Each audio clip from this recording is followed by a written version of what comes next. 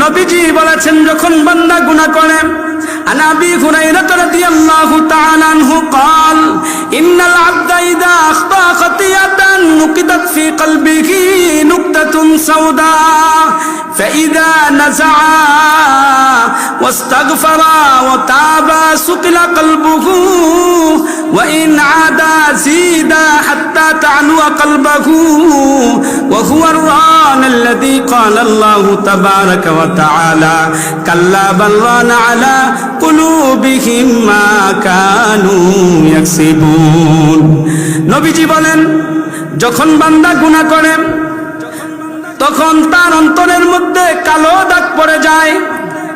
আবার যখন বান্দাটা আল্লাহর ভয়ে তওবা করে ইস্তেগফার পড়ে সুকিলা কলবুহু অতঃপর সেই অন্তরটা স্বচ্ছ হয়ে যায়।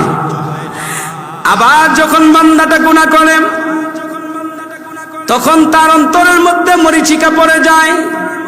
আল্লাহ তাআলা কোরআনে কারীমের মধ্যে বলেছেন কাল্লা বাল রানা আলা কুলুবিহিম মা কানু ইয়াকসিবুন, তার অন্তরের মধ্যে মরিচিকা পড়ে যায়, যার কারণে নামাজের কথা ভালো লাগে না, রোজার কথা ভালো লাগে না, জিকিরের কথা ভালো লাগে না, কোরআন হাদিসের কথা ভালো লাগে না। কি বলেন, এরকম মানুষ আছে না নাই? নামাজের কথা শুনলে ভালো লাগে না। আপনি নামাজে আসেন, একটু দাওয়াত দিলে কই তুমি যাও যাও যাও নামাজ পড়ে দেখো, দেখছি নামাজ পড়লে কি হয়। কি বলেন, আছে না নাই এরকম মরদ? এমন কিছু মানুষ আছে যাদের অন্তরগুলো মরিচিকা পড়ে গেছে, আবরণ পড়ে গেছে, যার কারণে জিকিরের কথা, নামাজের কথা, কোরআন হাদিসের কথা, আল্লাহ এবং আল্লাহর রসুলের কথা ভালো লাগে না। কি বলেন, সমাজে আছে না নাই?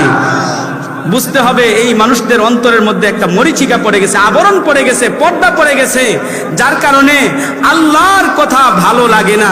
যদি এরকম মানুষ থাকে তার চিকিৎসা করতে হবে। কি চিকিৎসা? তাকে তওবা করতে হবে। তওবার মাধ্যমে সে যদি আবার তওবা করে আর আল্লাহর জিকির করতে থাকে, আল্লাহর ইবাদত করতে থাকে, তখন তার অন্তরটা আবার স্বচ্ছ হয়ে যায়। বলেন সুবহানাল্লাহ।